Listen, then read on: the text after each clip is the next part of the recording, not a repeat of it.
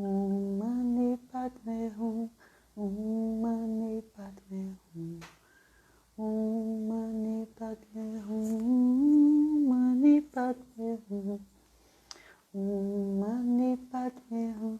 Oi, Marcondes! Oi, Erlinda! Querida! Que bom! Sejam bem-vindos, pessoal!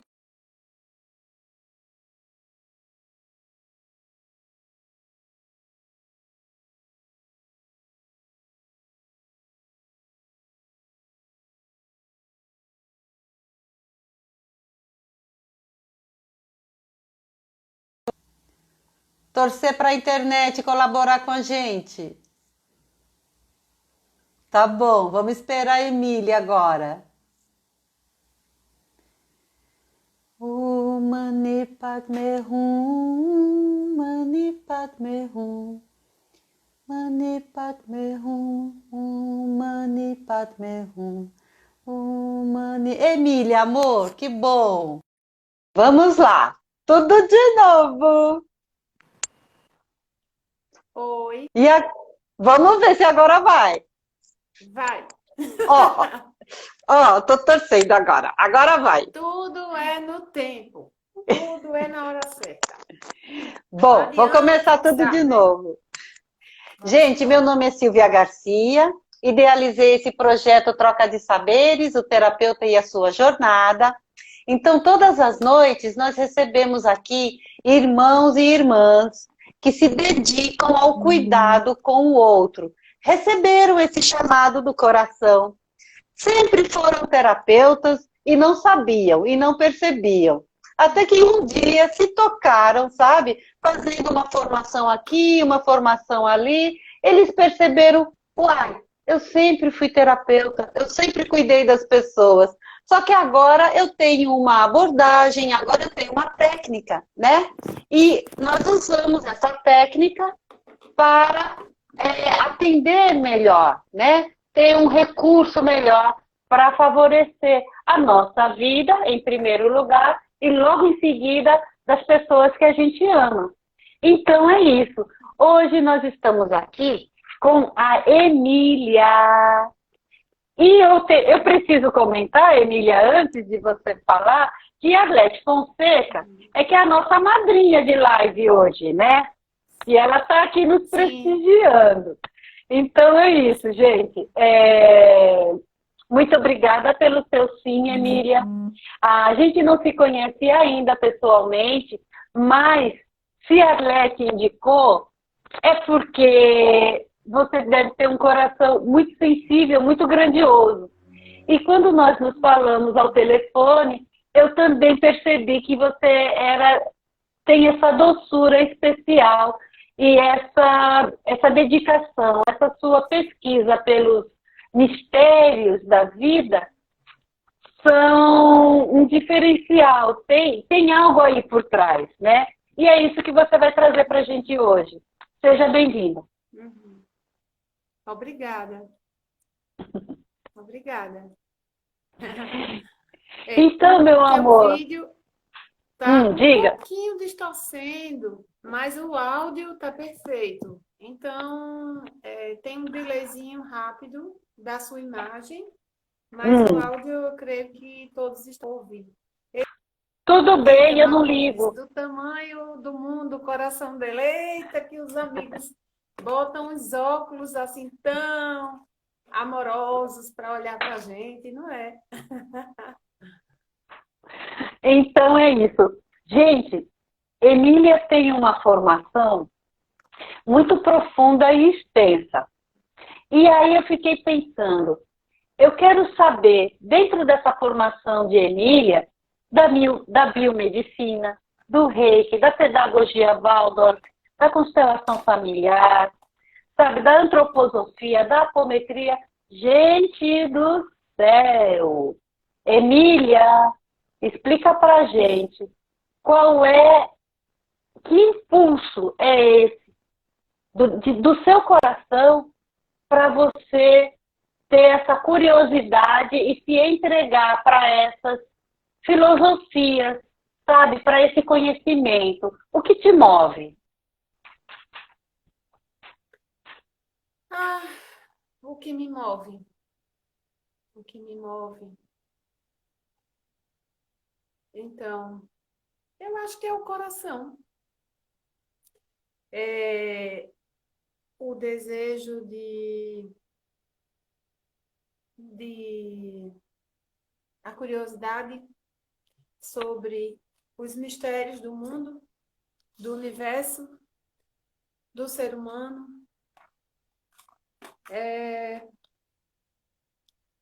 Muitas vezes a gente é movido pela dor, não é, Silvia?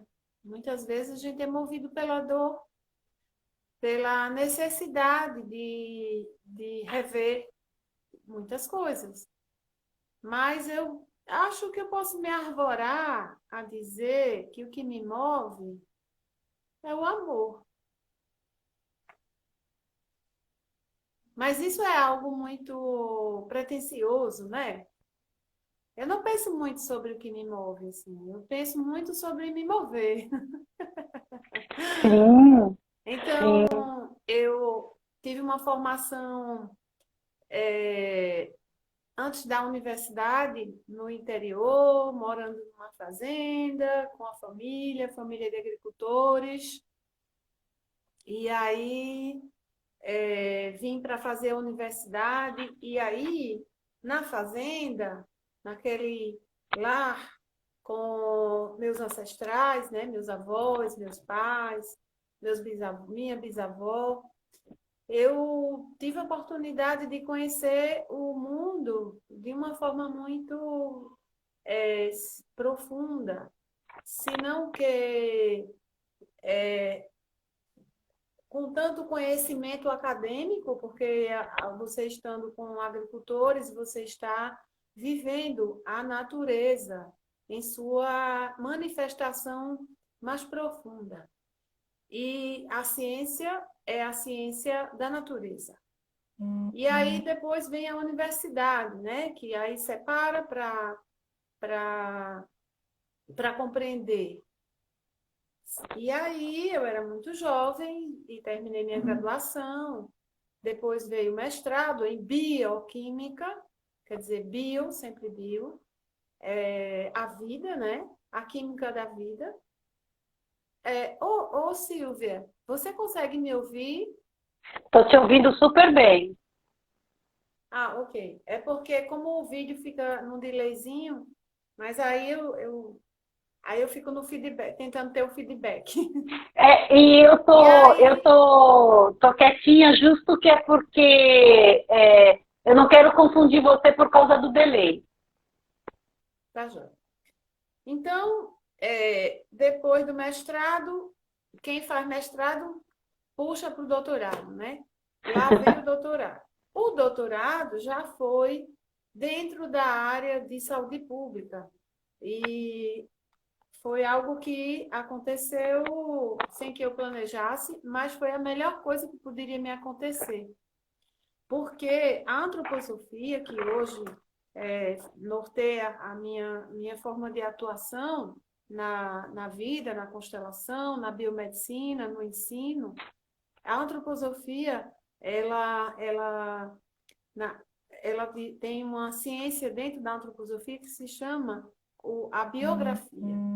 E pela a faixa etária que eu entrei no doutorado, eu entrei no doutorado em 2006.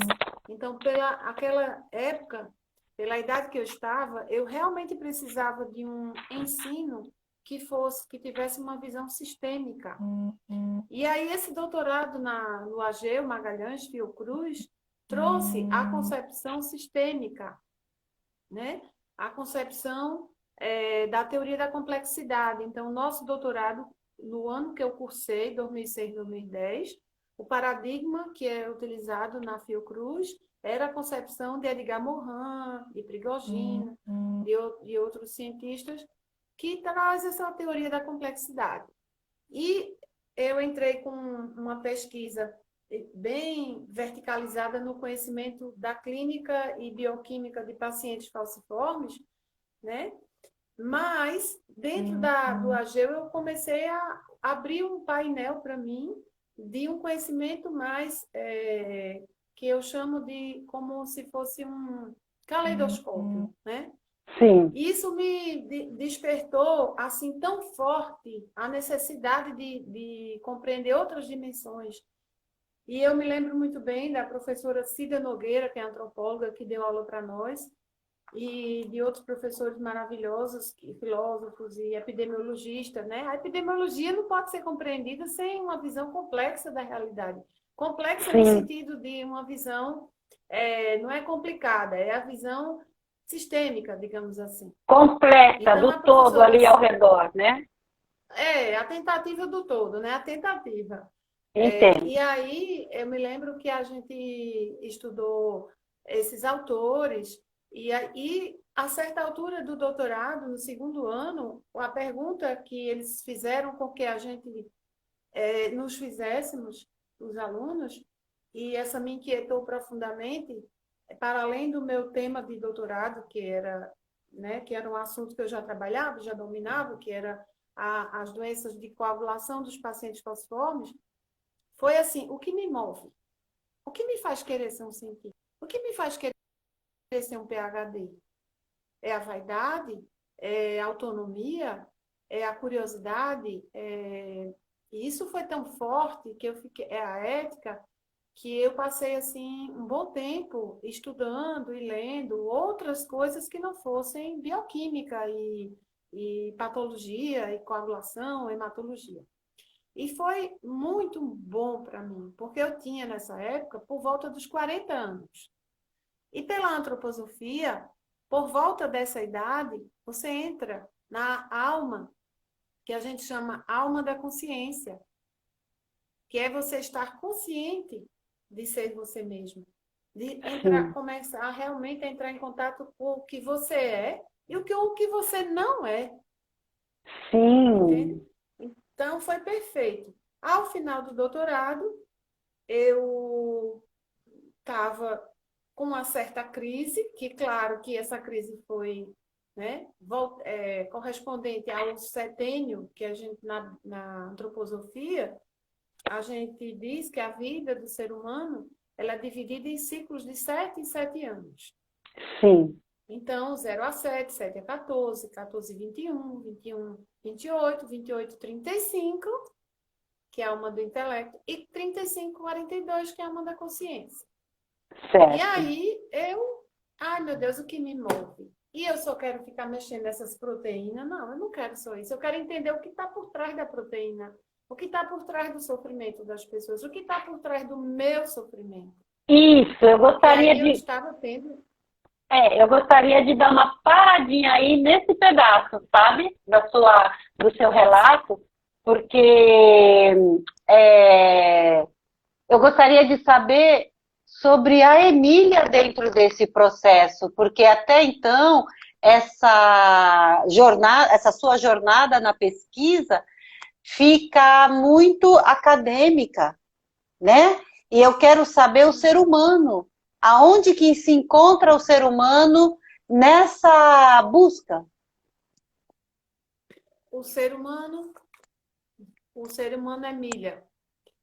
Exato. Então, essa crise gerada aí no segundo ano, que era 2007, e eu tinha 39 anos, então biograficamente eu estava passando pelo chamado nó lunar, que a gente fala que é por volta é o segundo nó lunar, por volta dos 38, 37, 38, que é quando você Sim. se pergunta assim, o que é que você vê? Então, o que é que foi feito com o tempo que foi dado a você? Ai, meu Deus, que Né? pergunta E, profunda. então, Ai, ai, ai. mas é maravilhoso. Por quê? Porque até os 28 você sai. Eu mesmo era, né? Eu queria crescer na carreira, eu já tive filho muito moça, eu já casei muito moça, e aconteceu, meu Deus, muitas coisas comigo, as coisas mais profundas e marcantes, assim, tipo casar, ter filho, me formar, arrumar os empregos todos, assim, porque o povo da área de saúde tem vários empregos, né? A gente tem uma paixão Sim, por trabalhar muito. É normal isso. Deve ter algum tipo de culpa de outras encarnações, que a gente, além dos salários baixos, E aí, então, você sai juntando um monte de coisa. Quando você chega aí por volta dos 37, 38, você começa a ver realmente o que importa. O que é você e o que não é você. O que você quer e o que você não quer. Tem até um movimento que a gente, na antroposofia, tem um movimento da alma que a gente faz com o corpo, mas que é da alma, chama-se euritmia. E a euritmia tem um movimento, tem um gesto para essa idade, que é um gesto onde eu não vou fazê-lo aqui, mas é um gesto onde você, com a mão, você contém o que você começa a entrar na autenticidade. Então, você contém aquilo que faz sentido para ti e deixa aí aquilo que não faz sentido para ti. Então, nesse momento, eu já estava naquela crise. Então, será que é isso mesmo? Será que é a vida acadêmica? Será porque quem faz doutorado faz o quê? Concurso para professor universitário. E eu estava numa instituição aqui, Hemocentro de Pernambuco, e professora da UFPE, fazendo pesquisa. Né? Mas continuei minha vida toda fazendo laboratório, assistência, né? Fazendo cuidado. E aí veio o segundo casamento, aí veio uma depressão, uma fadiga extrema, né? Sou portadora de tireoidite de Hashimoto, que é uma doença autoimune da tireoide, mas que é controlável, é perfeitamente controlável. Uhum. Mas se você não controla, ela te deixa, pode te deixar com baixa da tireoide ou com alta atividade da tireoide. Então, você tem que estar sempre cuidando dela, com muito Sim, carinho, porque a tireoide é a maestrina do corpo. Ela olha que é a só. regente, ela rege tudo. Se você pega um paciente com hipotireoidismo, ele tem queda de cabelo, anemia, depressão, tristeza, edema, tudo, um monte de coisa. E eu estava nessa. Minha fisionomia nessa época não é a mesma de hoje. Eu não estava com essa cara linda, maravilhosa de hoje, apesar de Devia ser estar mais jovem. devia estar bem caidinha, né, Cansada, Emília? retenção de líquido, o rostinho, né, o cabelo caindo muito, anêmica, com sono, não concatenava as ideias direito. Eu me cobrava porque eu sempre fui muito esperta para estudar, para fazer as coisas, sempre fui muito, né, tan, tan, tan. E aí não conseguia dar conta direito, mulher, não conseguia organizar os textos. Nossa, isso para mim é mesmo que a morte, né? Foi uma morte. De Sim, fato, eu nasci e morri. Eu morri e nasci de novo. Entendeu? E foi um processo longo. E quem me resgatou lá de baixo foi a espiritualidade. Me voltar. E aí eu me lembro de Cida Nogueira, no doutorado, eu honro muito ela, Edgar Assis Carvalho, e meus professores maravilhosos, Djalma Agripino Belo Maia, que é um grande epidemiologista pernambucano maravilhoso. Que as aulas eu ficava assim, encantada. Eu me lembro, inclusive, que me marcou muito, Silvia, um texto que eu li, que era, não sei se ele é de Morin, não me lembro bem, acho que é Morin. O reencantamento do mundo. Então, antes de Steiner, que hoje, o Rudolf Steiner, que é o austríaco, né, que criou e trouxe à Terra a antroposofia, vieram na minha vida o Edgar Morin, né, o Maturana. Então, quando eu li aquele livro do Maturana, Árvore da Vida, aquilo foi tão forte que eu não consegui ler rápido, que eu sempre gosto de ler muito rápido as coisas. Eu tive que maturar esse livro de Maturana dentro de mim. Foi fortíssimo. E aí essa crise, amiga, foi forte. Foi forte porque eu precisei de ajuda, de profissionais, né, psicólogo, até o meu psiquiatra maravilhoso, que passava meus remedinhos antroposóficos, enfim. E aí essa mulher também, né, que estava vivendo um processo de um divórcio, né, segundo divórcio, segunda sim, separação, e sim. essa mulher entrou em sofrimento, né? E aí o negócio, quando chegou 2010 aos 42, que é o momento, mais forte da vida de um ser humano, que é quando, pela biografia, você entra, porque assim, pela antroposofia, posso continuar? Por favor, por favor. Então, a gente, O que eu queria mesmo era contextualizar essa sabedoria que você está trazendo na sua vida, que é para a gente entender o que isso, na verdade, traz agregando na minha vida, né? É isso que eu quero saber. Eu acredito que é isso que eu quero que o público também nos contemple com isso, porque é, como é que eu vou dizer? Instigar as pessoas a também saberem como é que isso funciona na sua vida, sabe? Procurar informação, procurar você para você dar alguma orientação, procurar os cursos em Recife ou em qualquer outro lugar do Brasil, né?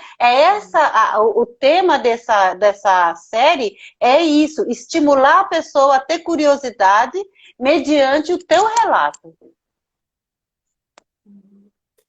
nossa, é lindo esse seu trabalho, Silvia. O Porque é nosso algo assim. trabalho.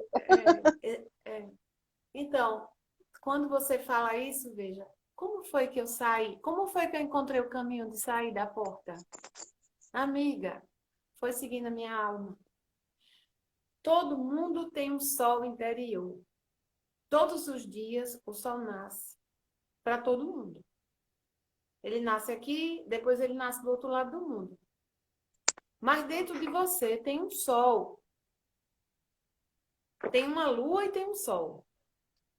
E esse sol, que é sua alma, que eu não falo, quando eu falo alma, eu falo do ponto de vista da psique, né? Na antroposofia, a gente fala considerando esse casamento da psique com o eu. Então, esse sol, você precisa escutar. Não é egoísmo. É diferente. Quando o eu... Então,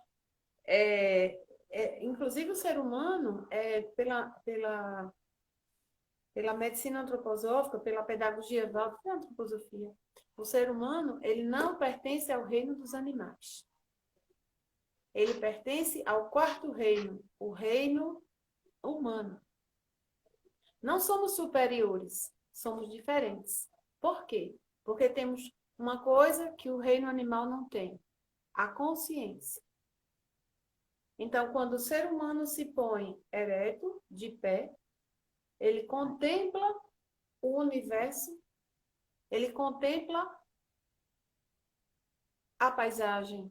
E ele pode mirar, é o único ser que não tem o olho assim. O nosso olho faz convergência. E isso tem uma razão evolutiva e tem uma razão espiritual. Que Ai, que é lindo. dizer, eu quero chegar até ali. Aquilo tem a ver comigo. Ou então, eu não quero isso, eu quero aquilo. Então, um exercício muito simples que você pode fazer para se conectar com você mesmo. Dentro de você tem um reino, o seu reino. Claro, se você tem uma crença, você tem um ser superior, um ser que norteia tudo, mas você é o seu reino. E ele, o Sim. próprio Jesus falou, seus deuses. Isso não é egoísmo. Isso é o contato com você, com seu fogo, sua essência. E aí, como foi que Emília encontrou esse caminho? Emília, num profundo sofrimento mesmo, anímico. Sabe como é acordar e fechar e abrir o olho e já sentir dor na alma? É isso que eu sentia. E foi difícil pra caramba, mas eis que eu olhava algo e falei assim, nossa, que negócio interessante. Primeira vez que eu vi antroposofia na minha vida, um amigo começou a fazer uns movimentos de euritmia. Um grande amigo meu chamado professor Jorge Araújo, professor de geografia da Universidade de Pernambuco. É um grande antropólogo nessa cidade de Recife. E aí, Jorginho fazendo aquele movimento, eu parei tudo. Tipo assim, para o mundo. Peraí, congela. O que é isso, Jorge? Aí ele, euritmia. Aí eu, como? O que é isso? Aí, sabe assim, o que é isso? O que é isso? O que é isso? Aí pronto, aí é a coisa. O reencantamento de Emília. Que Ele se lindo, reencantou. que lindo. E E você aí, quando parecia, e você estava numa curiosidade tão pura que você parecia uma criança. é assim que eu me sinto até o dia de hoje. E às vezes você não é, porque essa é a alegria genuína.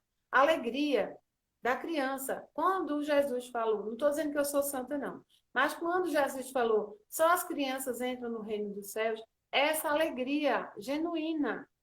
Quando Marconde, ó, show, Marconde sabe, que ele sabe que ele, quando a gente ama aquilo que a gente faz, o Rudolf Steiner dizia que um adulto que faz o que ama é como uma criança quando está brincando. Você chama para comer, chama para tomar banho, chama para tudo e a criança não quer nem saber. Então é isso. Eu fui me redescobrir numa nova dimensão, considerando a dimensão anímica, espiritual, da realidade, de mim mesma. E depois eu voltei, graças ao bom Senhor, a me reencantar com a biomedicina. E hoje eu estou em paz com ela. Fiz as pazes de novo, atuo, trabalho, amo o que faço. E aí, nesse meio tempo, uma linda amiga chamada Cecília Costa, que é professora da UFPE e que é também consteladora, e um grande ser que virou pernambucano, que é gaúcho, mas virou pernambucano, chamado Marcelo Pelizoli, me falaram de constelação. Aí Marcelo estava fazendo a formação e era meu amigo, e a gente conversava e ele ficava sempre dizendo, eu estou encantado, é muito lindo. E eu, que negócio é esse aí? Uma vez eu fui assistir a Cecília abrir constelação. A primeira vez eu me entreguei, esqueci, deixei minha mente dentro do carro e entrei com o coração. A segunda vez, eu comecei a perceber que os movimentos que Cecília fazia, eu entendia o que ela fazia e já sabia o que ela ia fazer. Por que isso? Agora eu sei, mas eu não sabia. A constelação trata da vida, são leis que regem a vida. Então, se você se conecta profundamente com isso, com essa alma universal, essa alma humana, você mais ou menos sabe. Então, quando abri o curso, eu botei na lista de espera lá Diana da Fonte, minha grande mestra. Fui-me embora fazer a formação. Quando abriu a formação em Pedagogia Waldorf, também entrei na lista de espera. Aí saí um sábado de manhã aqui, quando ia começar a aula, né? Primeiro dia. Será que eu vou? Será que eu não vou? Será que eu vou? Será... O que é que tem a ver? Eu não vou ensinar para criança mais. Meu negócio é ensinar para adulto. O que é que eu vou fazer lá? Aí fui meio assim, sem saber, né? Sábado de manhã, cheguei lá, quando deu 10 horas da manhã da aula, a ficha caiu assim. É aqui o lugar. Eu estou no lugar certo e na hora certa. Foi uma emoção profunda. E aí, tive também, assim, a sorte de encontrar uma grande pedagoga, né? A professora Kátia Gaudi, que coordena o curso de Pedagogia Waldorf aqui em Recife. E eu vou dizer uma coisa, Silvia. Eu não fiz a formação em Pedagogia Waldorf para ser professora de crianças. Eu fiz a formação em Pedagogia Waldorf para curar a minha criança. E certamente eu levarei isso por muitas encarnações. E foi um reencantamento. E, inclusive, assim, eu queria falar sobre isso, porque isso é importante para quem está entrando para mais dos 40. Sim. Eu gostaria de contribuir com essa sua fala, dizendo assim, minha criança aceita que você cuide dela também, porque nossa, que fantástico isso. Você foi chamada pela alma, você atendeu o chamado, foi conhecer essa tua alma tão curiosa, né? Você foi conhecer. Só que o conhecimento da alma, ela passa pelo coração. Já não é mais o intelecto, porque o intelecto já deve estar, o HD já deve estar aí bem precisando de uma faxinazinha, né? E aí vem o coração pedindo assim: eu quero um conhecimento que favoreça a minha vida e seja útil à vida do próximo. E aí você vai conhecer esse sistema Waldorf e contempla a tua criança. E agora você sabe cuidar da criança de um monte de marmanjo que está por aí. Um monte de criança sofrida. Um monte de criança ferida, né? Agora você sabe como cuidar dessas crianças que estão dentro de corpos de 50, de 60, de 70, de 80. Muito obrigada, meu pessoas amor. com 80, com 90. Inclusive, Muito obrigada. eu lembrei de uma francesa que não fala uma palavra de português. E eu falo muito mal inglês. Mas eu a atendi, uma senhora. Você não tem ideia da profunda reverência e emoção que eu tive, essa oportunidade. E ela já bem senhorinha, e a gente conseguiu se entender, né? E foi um atendimento que me trouxe uma grande plenitude, sabe?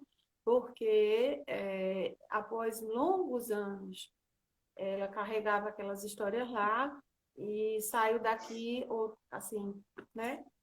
Liberta. Então, mas aí você falou da mente.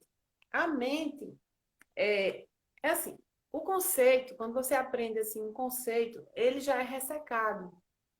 Se você pegar um cérebro, né, como eu tive a sorte de estudar anatomia mesmo na Federal em 86, então hoje já é diferente, mas eu achava fascinante o cérebro humano.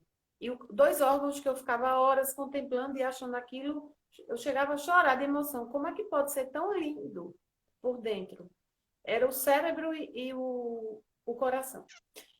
Se você pegar um cérebro, ele é cinzento e ele não pode ter sangue perto dele. Por quê? Para organizar e fazer as sinapses, que são, são como condutores elétricos, o sangue ele tem que chegar de uma forma muito sutil. Então, quando você aprende muito conceito, como eu fui muito ligeiro, né? Ensino médio, eu fiz 2 cursos, eu fiz técnico agrícola e magistério. Eu não fiz científico, eu fiz técnico agrícola e magistério. Aí depois vem a universidade, que os cursos de saúde são extremamente conteudistas. Então, você tem que devorar livros enormes, né? Umas bíblias, assim. Aí, o que é que acontece? Quando chega essa idade, se você não conecta com o coração e não pega esse conceito todo que você decorou e que você aprendeu e não ressignifica e não dá um jogo amoroso nele, ele resseca. E o que acontecia comigo? Por que eu não conseguia organizar as ideias? Porque eu já estava com problema de raciocínio. Como acontece com muita gente. Eu já estava cansada, a mente cansada. Então, Imagina. então, quando você consegue revitalizar, minha vitalidade, toda vez que no curso de pedagogia a gente faz muita aquarela. Então, é uma aula teórica, uma aula de arte. Porque, segundo Steiner, a arte, o conhecimento, ele precisa vir de uma forma artística para humanizar o ser humano, para vivificar o conhecimento. É o que a gente chama de pensamento vivo. O pensamento Sim. vivo não é ressecado, ele não cansa, ele se realimenta, ele ressignifica. Então, eu toda vez, minhas aquarelas secavam muito rápido. Minha vitalidade baixíssima, joelhos com artrose. Aí, meu desenho, que a gente faz uns desenhos, chama-se desenhos de forma, eles são terapêuticos. É feito com as crianças em sala, para ajudar a alinhar a coluna, trabalhar a lateralidade, trabalhar a alfabetização. E no adulto, no meio do curso, eu tive um problema de joelho, fiz cirurgia. Meu desenho de forma demonstrava a dificuldade de lateralidade. Eu não sabia, mas eu sou destra, mas muitas coisas eu fazia com a esquerda. E aí deu um entronchamento na minha coluna, na minha postura. E aí, Nossa! e aí quem me ajudou? Muito, muito, muito. Minha professora Kátia Gaudi me prescreveu como remédio pós-cirurgia de joelho, desenhos de forma, inclusive para fazer com o corpo no chão. E aquilo eu fui me realinhando. Então, se fizer o exame de imagem, a lesão física já existe. Mas Emília já consegue estar alinhada. Não sou meio fio, não, mas já estou mais alinhada. Entendeu? Através do desenho de forma. A minha vitalidade é outra hoje. O rosto, então o desenho de forma, ele pode ajudar você a realinhar os lados do rosto, essa coisa da DTM, que quando você tem a disfunção temporomandibular. Através do desenho de forma, feito regularmente, prescrito, próprio para cada pessoa, você consegue reorganizar isso. Então, todos esses 4 anos e meio que eu vivi fazendo a formação, me ajudaram a recuperar a minha saúde física e até psicológica, anímica também. Então, eu tinha muitos pesadelos, Silvia, porque nós passamos por questões muito graves na minha família, lá no interior, e coisas assim bem complicadas, e eu tinha pesadelo quase todas as noites, revivendo Nossa! coisas que tem. Aí eu comecei a não ter mais, a partir do desenho de forma. Aí, sabe o que é isso? O corpo astral. Que a antroposofia diz que a gente é constituído, a gente é quadrimembrado. A gente tem um corpo físico que vem da Terra, reino mineral. Sim, A gente tem sim, um corpo vital e tem um corpo astral e um eu. O corpo físico é do reino mineral, vem da terra. A mamãe, quando está grávida, tira tudo da terra e para formar o corpo segundo o script desenhado pelos genes. O corpo vital, a gente partilha com o reino vegetal. Então, nós temos e os vegetais também. O corpo sim, astral, nós temos e os animais têm também. O corpo astral é o corpo de sentimentos, de instintos. E aí, os traumas, eles ficam gravados no corpo astral, no anímico, e sim. tiram a vitalidade. Tanto é que a artrose, meu TCC do curso de pedagogia foi artrose e um ensino muito rígido, porque eu entrei na escola em 74, e aí meu segundo setênio, que chama hoje de quinta a oitava série. O que era o nosso ginásio, né? Isso, meu ginasial era sentar até o primário. A aula de 7h30 às 11h30 ou até meio-dia, pouquíssimo movimento. Então, e muito enrijecimento do saber, do conhecimento, assim. Claro que a minha professora do primário era maravilhosa. Ela era incrível, eu tive incríveis professores, eu sou muito grata a eles. Inclusive, passei no vestibular sem dificuldade por causa deles, né? Pela gratidão que eu tenho. Mas o ensino naquela época era muito rígido. O que aconteceu? Eu estudei, analisei tudo, a visão da artrose pela pedagogia Valdo, pela medicina antroposófica, pela medicina, pela homeopatia, pela psicossomática e pela medicina tradicional, acadêmica. E então meu TCC delineei tudo isso e tracei minha história de vida, vi que provavelmente esse enrijecimento daquele setênio de Sim. 7 a 14, que espelha com o 35-42, que os setênios são espelhados. Me trouxe esse Uau! enrijecimento das articulações, querida.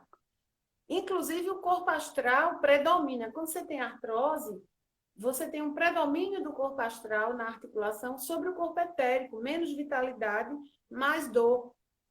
Porque a dor vem do corpo astral. E aí, qual é o remédio? Revitalização, movimento, trazer sua criança, trazer sua alegria, entendeu? Fora, claro, cuidar através da medicina acadêmica Claro, com claro. abordagem Mas, também. É isso, Mas né? o que eu gostaria de comentar dentro dessa riqueza toda que você está me trazendo, eu, assim, enquanto terapeuta e profissional da saúde, eu já sabia, claro, que tudo que nós vivemos fica gravado no nosso corpo é cheio de gavetinhas, então as memórias estão todas ali guardadas, né?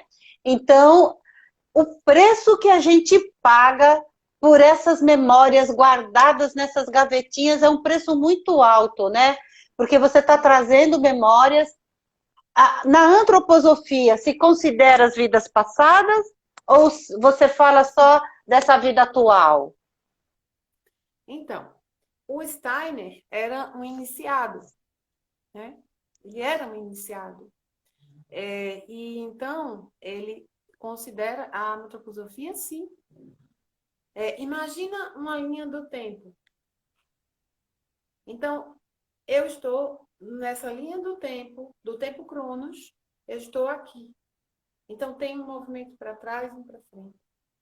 Então, até as doenças que um desenvolve e o outro não desenvolve, as epidemias, as pandemias, têm uma Sim, explicação através da análise de vidas passadas.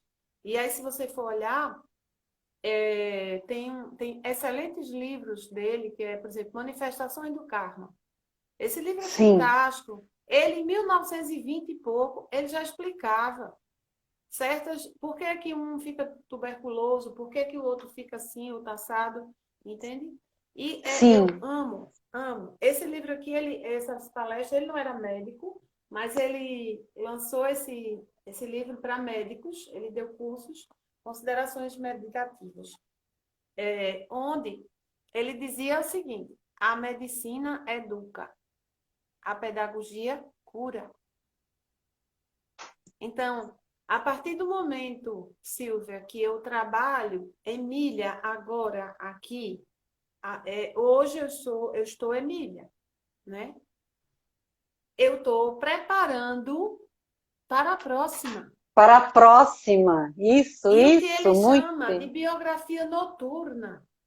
Quando eu desencarno, amiga, eu vou passar pelo Cama Louca, que é na Lua. E aí é uma história muito que tem que estudar e tal, é uma conversa longa. Mas esse Cama Louca, é claro que ele bebeu na fonte dos orientais e tal. Dos É, tibetanos? sim, claro. E aí, o que é o Cama Louca? Eu vou sentir aquilo que eu fiz o outro sentir. E eu vou me encontrar com os desafetos e afetos que eu tive. Entende? E isso é lindo. E aí eu vou passar por várias etapas e tudo. O meu anjo vai me ajudar. Então, é lindo porque muitas constelações que eu trabalho e às vezes preciso trazer o anjo de guarda, ou ele vem na constelação. Você está fazendo a constelação online? Tô fazendo. Tô fazendo Tá. online. No momento, só é possível ser online, né? Sim, sim. Eventualmente, às vezes, num plantão, uma coisa ou outra, com as pessoas que estão ali, que eu trabalho mesmo no hospital e estou com gente todo dia, gente sem Uhum. Covid, gente com Covid, gente com tudo. Então, às vezes, você faz ali, naquele contexto, rapidinho, né? Não é diferente, né? Mediante a situação, mas, assim, consultório e tudo, eu tenho feito online mesmo. Então, às vezes vem o anjo, e às vezes vem essa coisa da. Por que isso por que isso se manifesta hoje? Muitas vezes não é dessa. Muitas vezes não é algo dessa. É perinatal, é antinatal, antes da concepção, né? Então, a antroposofia, sim, considera. E uma coisa muito importante, o professor. O professor, ele pelo que eu compreendi, é claro que eu estou dizendo o meu olhar, vocês estão ouvindo falar da antroposofia sob o olhar de Emília, né? Sim. Mas o que eu compreendi é que o médico vai tentar resolver aquilo que não deu certo lá. Mas quem é o cara é o professor, entendeu? Porque o professor, ele pega aquela criança e ela não vai olhar para aquele menino, aquela menina. Ela vai olhar para aquele ser e o que foi que ele veio buscar nessa encarnação. A pedagogia Waldorf olha para aquele ser humano que se apresenta ali na forma de criança, né? E aí tem uma série de conhecimentos que a gente tem. As fases, como na psicopedagogia, de 0 a 3, de 3 a 7. Por exemplo, não alfabetizamos crianças antes dos 7, porque ela está trocando os dentes. E isso é algo tão incrível, tão importante, que não se deve usar forças vitais para a alfabetização nessa fase. Sob pena de você ter uma pessoa envelhecida aos 50 anos, antes do tempo. E com doenças crônicas. Ok. Não, Desculpa. não, pode, finaliza aí que eu quero ficar, assim que você terminar esse raciocínio, finaliza isso que eu quero falar sobre isso. E aí, então, o professor, ele sente aquela criança, ele inclusive trabalha as necessidades anímicas, espirituais e físicas da criança.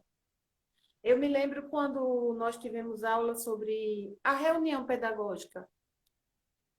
Quando vai ter uma reunião pedagógica para falar da criança X. Isso, para mim, foi uma das experiências mais lindas que eu já vi.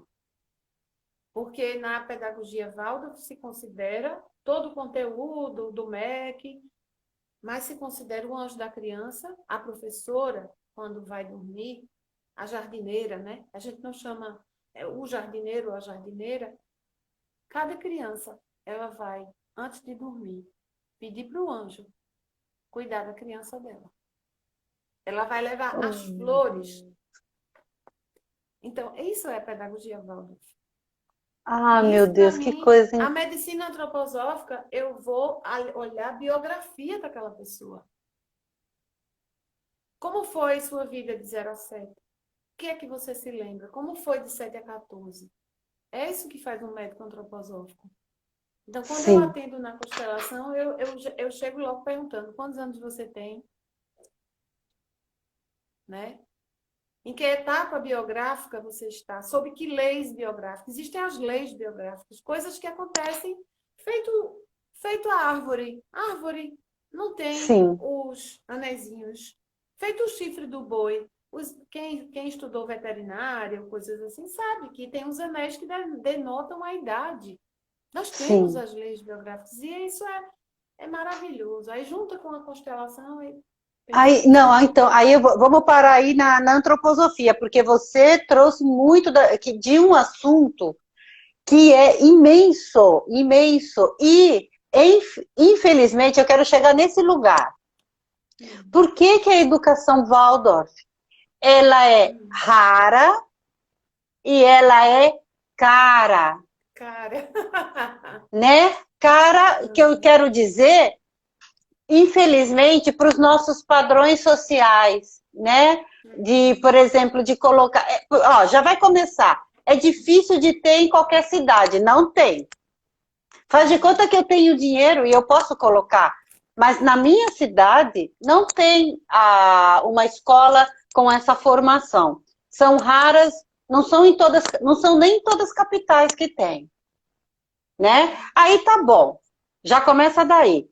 E o valor da formação, claro que se eu olhar para o benefício, para a amplitude, para a riqueza, claro que ela não é cara, mas infelizmente ela não é muito acessível.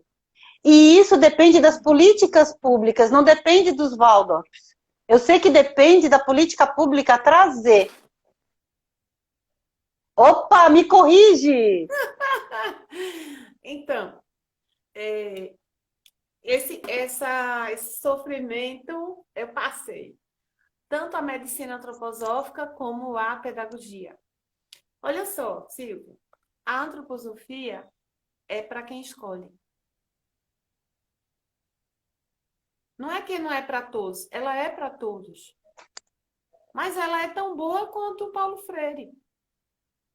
Antes de eu entrar para conhecer a pedagogia Waldorf, eu conheci não sou pedagoga, não tenho a propriedade para falar de um pedagogo, né, de um mestre em educação, mas eu tive a oportunidade de conhecer a pedagogia de Paulo Freire, inclusive um dos livros que eu honro e agradeço a oportunidade é a Pedagogia da Autonomia, porque a autonomia é um tema que me fascina sempre.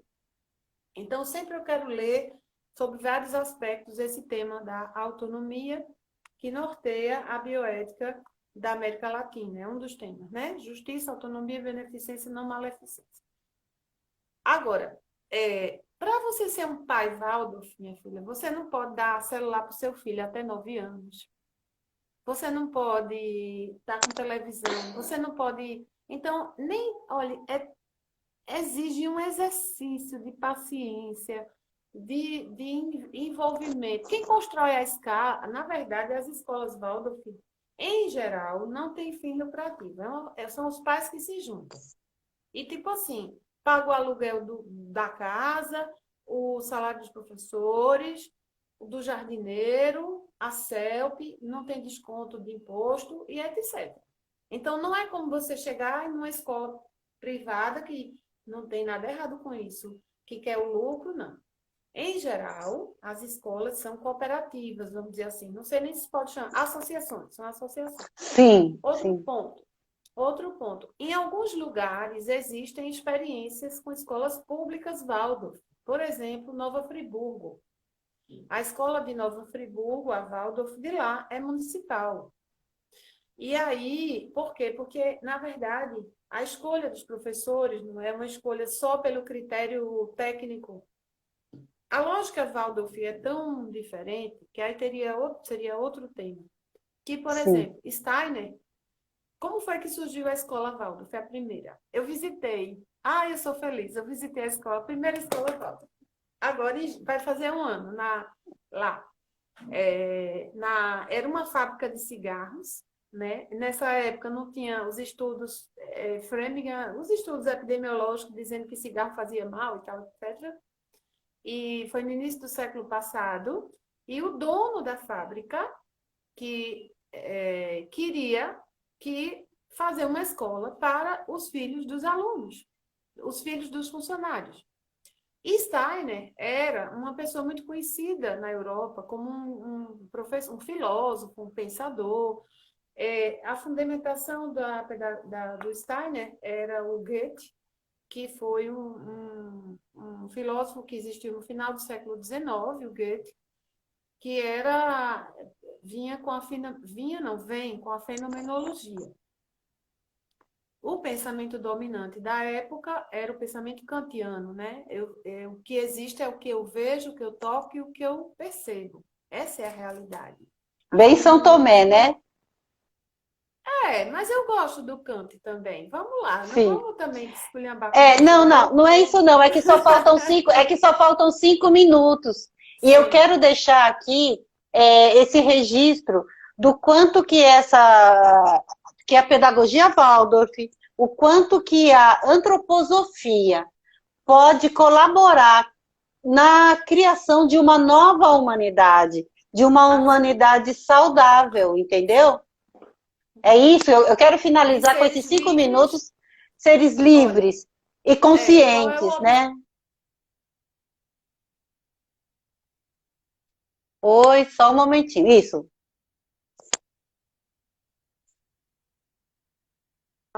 É formar pessoas com resiliência, espaço interno e livres. Livres no sentido da autorresponsabilidade, autoconhecimento e autoconsciência. É uma grande responsabilidade. Então, por isso que nós estamos na alma da consciência, que é o momento da humanidade, que a humanidade está no processo de consciência, não no consciência de certo e errado, consciência, estar consciente, estar senhor de si. Mas é por isso que nem todo mundo está nesse movimento. E não desmerece, na minha humilde opinião, as outras pedagogias, Montessori, Paulo Freire, que é maravilhoso, entende? Mas ela, inclusive, não tem ideologia, a pedagogia Waldorf não. E só para fechar minha fala, o leitmotiv da pedagogia e da medicina antroposófica é o sol da Terra. Qual é o sol da Terra na nossa visão? É o Cristo, o próprio, se não que outro, mas o próprio, que é esse sol, né? Que aquece, honrando, claro, o Oriente com todos os seus inspiradores, mas na antroposofia a gente trabalha com essa energia que aquece os nossos corações e que nos põe a serviço da vida. E, Emília, eu também, o que me encanta nesse sistema Waldorf é que a família inteira é abraçada, contemplada para esse resgate dessa essência, para essa nova forma de se enxergar e de se caminhar na Terra. Não é um jeito assim, joga o meu filho lá, ensina para ele, resolve isso para mim, entendeu? Então, os pais são convidados, a família inteira é convidada. Venham, vamos fazer isso juntos. Então, isso para mim também é de uma grande valia, sabe? É. Então, na verdade, é feita pelos pais. O professor, os pais, isso quando a professora me disse a primeira vez, eu fiquei com raiva dela, mas lá em 2013, o professor, os pais dão a vida, nutrem, cuidam, dão a casa, dão suporte. O professor é quem diz assim, venha cá, venha ver, o que foi que você veio fazer? Eu vou te ajudar no teu processo de chegar ao teu lugar de honra, ao teu lugar na Terra. Claro, sempre com o anjo de guarda, e os pais constroem. Muitas vezes o pai constrói mesmo, literalmente, tijolo por tijolo a escola. Em geral, esse processo é feito assim. Oh, meu amor, que a gente consiga se unir para criar vários núcleos, várias células, né? Vamos vibrar no nosso coração para que a gente crie essas células de Waldorf, de antroposofia, de humanidade, de amorosidade entre nós e com a Terra, todos juntos, unidos, porque é isso que eu sinto da sua fala, é isso que eu sinto sempre que eu escuto falar da antroposofia, que a gente consiga divulgar mais, trazer ela de uma maneira mais acessível para as pessoas, que ela não fique com essa cara, né, de muita intelectualidade, né? Como outras ciências, né, honrando os povos negros, os povos brancos, todos os povos, sentido. A busca de sentido. Não é mais uma busca, já é esse que encontro. É a antroposofia. E a antroposofia, na verdade, fala sobre a vida. Né? É o nome. Total, total, total, né? Meu amor. É mais que isso. Muitas vezes você é um agricultor e nunca ouviu falar em antroposofia e você é profundamente antroposófico. Você é um professor e você é maravilhosamente antroposófico. Então, o formato em si, né? Mas vamos espalhar isso mais. Você vai voltar aqui, e vai falar mais, porque foi muito bom ouvir, sabe? E a sua fala sobre esse conceito tão profundo preencheu muito o meu coração. Eu não sabia nada, nada. Eu agradeço demais essa tua presença, essa tua partilha, principalmente a tua partilha humana. Isso é o que mais nos encantou. Lembrar que, por exemplo, a depressão, que é a doença do século, né? Não é mais a tuberculose, nem a sífilis, nem a Covid, mas a antroposofia tem uma bela abordagem farmacológica, inclusive. Gratidão, Emília, gratidão todo o povo, gratidão toda a comunidade que escolheu hoje estar aqui nos ouvindo. Emília, deixo com você, 9 segundos. Respirar fundo, sentir o coração.